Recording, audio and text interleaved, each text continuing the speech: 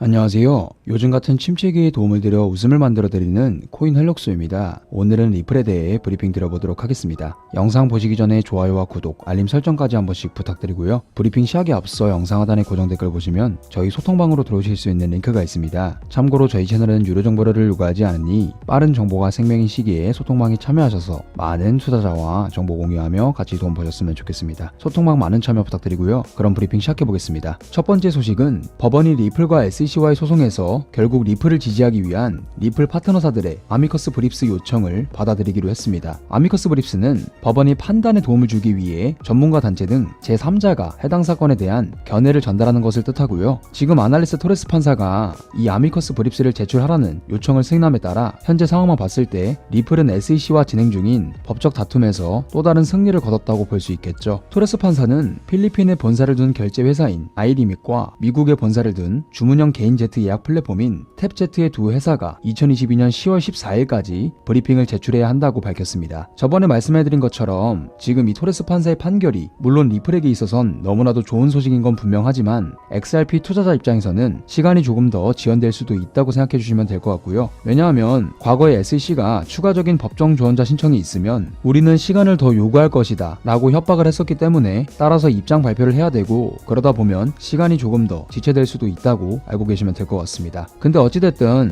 제일 중요한 건 소송 결말이잖아요. 하지만 사실상 이미 승기가 리플에게 기울었고 SEC는 그저 시간만 끌면서 의미 없는 버티기를 유지하고 있는 상황인데 내년 초에는 소송이 종료될 것으로 나오니 CBDC 관련으로 기반을 착실하게 다지고 있는 리플이 크립토 윈터가 끝난 뒤 소송에서 승리하면서 다시 여러 대형 거래소에서 상장되면서 크게 비상할 준비를 하고 있다고 생각해 주시면 될 것 같습니다. 이어서 다음 소식은 리플 CEO 브래드 갈링하우스는 SEC와의 소송이 언제 끝날지 예측했는데요. 갈링하우스는 DC 핀테크 위크 컨퍼런스를 통해 SEC와의 소송이 2023년 상반기에 해결될 것으로 보인다고 직접 말했습니다. 그는 올해 11월 중순에는 판사 앞에서 브리핑할 수 있을 것으로 보인다. 연방 판사는 개개인이 각자의 속도에 따라 업무를 처리한다. 때문에 구체적으로 시기를 예측하기는 어렵다며 다만 낙관적으로 볼 때 소송이 앞으로 3개월에서 4개월 안에 해결될 것으로 보인다. 물론 이보다 더 오래 걸릴 수도 있다고 덧붙였습니다. 추가로 갈링하우스는 리플이 SEC와의 소송에서 합의를 고려할 수 있다고 말했지만 언제까지나 XRP를 비보안으로 인정해야 한다고 강조했는데요. 다만 SEC 의장 게리 겐슬러는 대다수의 암호화폐 토큰 대부분을 증권으로 보고 있기 때문에 무엇이든 해결하는 방법에 대한 난제가 생긴다고 말했습니다. 갈링하우스가 이같이 말한 것은 이제 지겨우니 합의라도 봐줄게 라고 풀이됐는데 오죽했으면 이렇게 자신의 주장을 말하면서 소송 종결 시점까지 얘기하는 것 보니 이제는 SEC가 어떻게 선택할지가 중요한 부분인 것 같습니다. 자, 여기까지 리플이 진행 중인 소송 상황들을 살펴봤는데 먼저 토레스 판사가 승인함에 따라 지금 리플에게 결말이 조금 더 확실해졌다는 표현이 맞을 것 같고요. 하지만 앞서